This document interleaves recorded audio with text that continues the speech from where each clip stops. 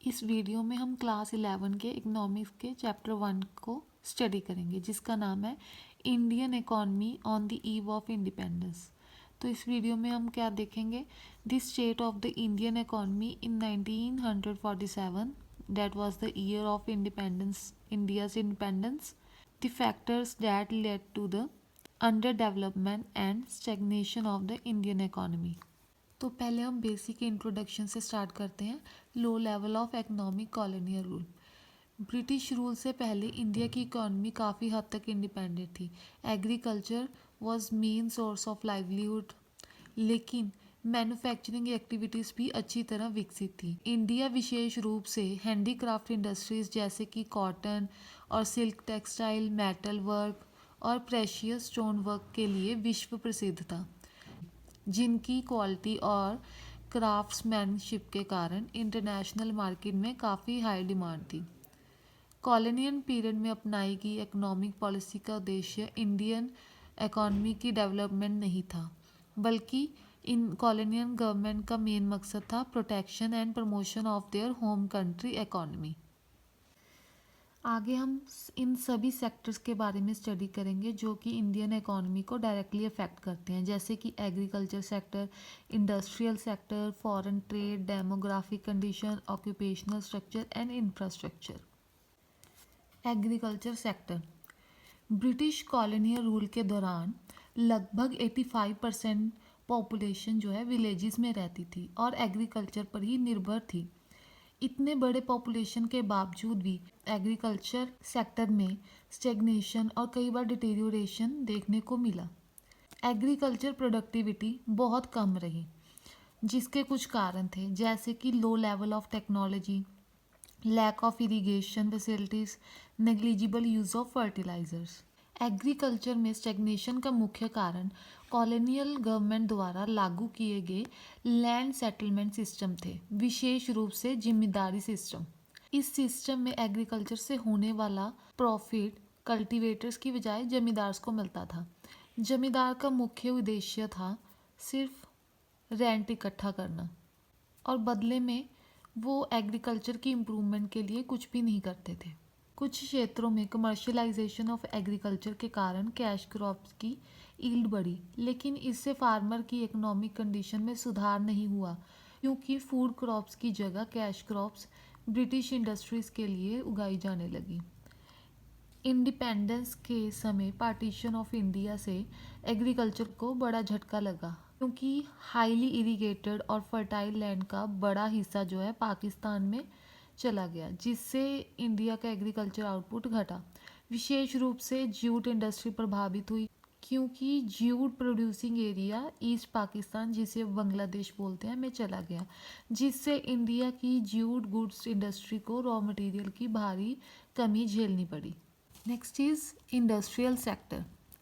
Agriculture की तरह colonial rule के दौरान इंडिया एक मजबूत इंडस्ट्रियल बेस विकसित नहीं कर सका। वर्ल्ड फेमस हैंडीक्राफ्ट इंडस्ट्रीज़ के डिक्लाइन के साथ साथ मॉडर्न इंडस्ट्री विकसित नहीं होने दी गई। इसके पीछे कॉलोनियल गवर्नमेंट के दो मकसद थे। पहला, इंडिया को ब्रिटेन की इंडस्ट्रीज़ के लिए रॉ मटेरियल एक्सपोर्टर बनाना, और दूसरा, इंडिया को ब्रिटिश फिनिश्ड मैन्युफैक्चर्ड गुड्स के लिए एक बड़ा कंज्यूमर मार्केट बनाना। हैंडीक्राफ्ट इंडस्ट्रीज़ के ख़त्म होने से इंडिया में बहुत ही ज़्यादा अनएम्प्लॉयमेंट पैदा हुई और लोकली मेड गुड्स की कमी से कंज्यूमर डिमांड बढ़ी, जिससे ब्रिटेन में बनी चीप मैन्युफैक्चर्ड गुड्स द्वारा पूरा किया गया। 19वीं सेंचुरी में मॉडर्न इंडस्ट्रीज़ की शुरुआत हुई, but the progress was very slow, जिसमें पहले नंबर पर थी cotton textile mills, which was dominated by Indians. इसकी यूनिट्स थी महाराष्ट्र और गुजरात में। सेकंड नंबर पर थी jute mills, which was dominated by foreigners. इसकी यूनिट्स थी बंगाल में। देन 20th सेंचुरी की शुरुआत में iron and steel industries establish हुई, जिसमें थी the Tata iron and steel company, which was established in 1907। दूसरी वर्ल्ड वार के बाद कुछ और इंडस्ट्रीज़ भी भारत में आई, जैसे कि शुगर, सीमेंट, पेपर एट्सेट्रा। इतनी सारी इंडस्ट्रीज आने के बावजूद भी हमारे पास कोई कैपिटल गुड इंडस्ट्री नहीं थी जो कि फर्दर आगे इंडस्ट्रियलाइजेशन को प्रमोट करती इंडिया में। तो कैपिटल गुड इंडस्ट्रीज क्या होती हैं? Industries which can produce machine tools which in turn use for producing articles for producing current consumption. New industrial sector की ग्रोथ और जीडीपी कंट्रीब्यूशन दोनों में बहुत कमी रही। Next is foreign trade. Asian time से ही इंडिया एक ट्रेडिंग नेशन रहा है, लेकिन कॉलोनियल गवर्नमेंट की रिस्ट्रिक्टिव कमोडिटी प्रोडक्शन, ट्रेड और टैरिफ पॉलिसीज़ ने इंडिया को फॉरेन ट्रेड की स्ट्रक्चर, कंपोजिशन और वॉल्यूम को बहुत ही ज़्यादा अफेक्ट किया, जिसके रिजल्ट से India was became exporter of primary products such as raw silk, cotton, wool, sugar, indigo, jute etc. and importer of finished consumer goods such as cotton, silk, woolen clothes and capital goods like machinery from Britain. Britain का India के import export पर पूरा control था, जिसकी वजह से जो India का ज़्यादातर फॉरेन ट्रेड था वो ब्रिटेन के साथ ही था, और जो थोड़ा बहुत उसका व्यापार था वो कुछ और देशों के साथ था, जैसे कि चाइना, सैलन जिसे आज अब हम श्रीलंका बोलते हैं, और पर्सिया जिसे ईरान बोला जाता है के साथ हुआ। Suez canal which was a artificial waterway, जिसके खुलने से ब्रिटेन का पूरा कंट्रोल इंडिया के ऊपर हो गया। ब्रिटेन ज़्यादा से ज़्यादा चीज़ें इंडिया से ब्रिटेन में एक्सपोर्ट कर रहा था, जैसे कि essential commodities such as food grains, clothes, kerosene etcetera. तो ज़्यादा एक्सपोर्ट करने की वजह से क्या हुआ कि जो हमारी इंडिया की मार्केट थी उसमें इन सभी चीज़ों की कमी आ गई, और इस एक्सपोर्ट की वजह से जो इंडिया में गोल्ड और सिल्वर आना चाहिए था वो हमें नहीं मिला, और जो थोड़े बहुत इनकम आई भी, that was used to make the payments for the expenses incurred by an office set up by the Britain officers. All of this led to the drain of Indian wealth. Next is demographic conditions. British India में population data पहली बार census 1881 के द्वारा इकट्ठा किया गया, collect किया गया means. Then every 10 years such census operations were carried out. 1921 से पहले India was in the first stage of demographic condition and after 1921 second stage of transition began. उस समय total population और rate of population growth was very less and the overall literacy level was less than 16%, female literacy level was 7%, public health facilities were highly inadequate. बहुत ही ज़्यादा कम public health facilities थी, अगर कुछ थी तो वो सिर्फ वेल्थी पीपल्स को ही प्रोवाइड की जाती थी। Overall mortality rate was very high, infant mortality rate was about 218 per 1000, life expectancy was very low, 32 years. All these conditions contributed to worsening profile of India's population at that time. Next is occupational structure. Colonial rule के दौरान India का occupational structure कैसा था, means कितने percent लोग कौन से field में काम करते थे, कौन से सेक्टर में काम करते थे।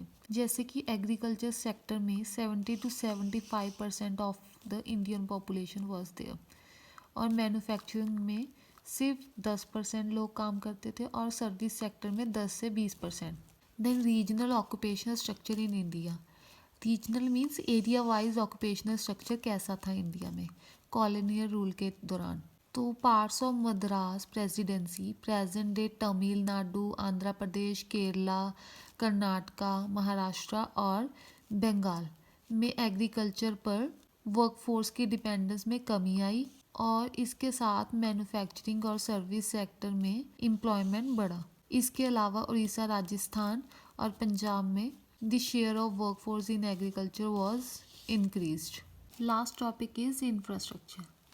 कॉलोनियल रूल के दौरान इंडिया में बेसिक इंफ्रास्ट्रक्चर जैसे कि railways, port, water transport, post and telegraphs की डेवलपमेंट हुई, लेकिन इसका मुख्य उद्देश्य लोगों को सुविधाएं देना नहीं था, बल्कि कॉलोनियल इंटरेस्ट की पूर्ति करना था।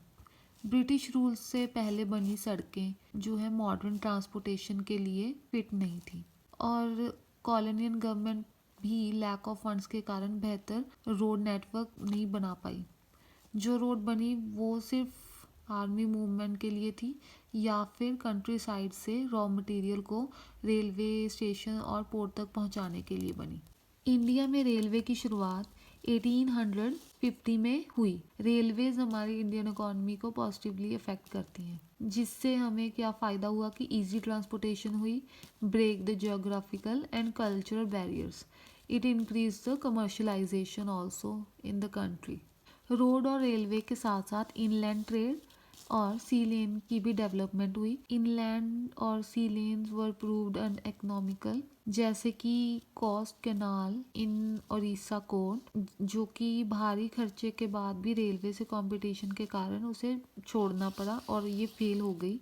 इसके अलावा इलेक्ट्रिक टेलीग्राफ मुख्य रूप से लॉ और ऑर्डर बनाए रखने के लिए था। इसके साथ ही हमारा जो है आज का टॉपिक ख़त्म होता है। हमने इस वीडियो में सभी सेक्टर्स के बारे में पढ़ा कि कौन सा सेक्टर इकोनॉमी को कैसे इफ़ेक्ट करता था जब कॉलोनियल रूल था इंडिया में। Agriculture sector, industrial sector, foreign trade, demographic condition, occupation structure और इंफ्रास्ट्रक्चर, ये सभी आज की वीडियो में हमने कवर किए। इसके साथ ही जो है हम आज का हमारा टॉपिक कंप्लीट होता है। Thank you. अगर आपको वीडियो अच्छी लगी तो प्लीज़ लाइक, सब्सक्राइब और कमेंट ज़रूर करना और अपने दोस्तों के साथ ज़रूर शेयर करना।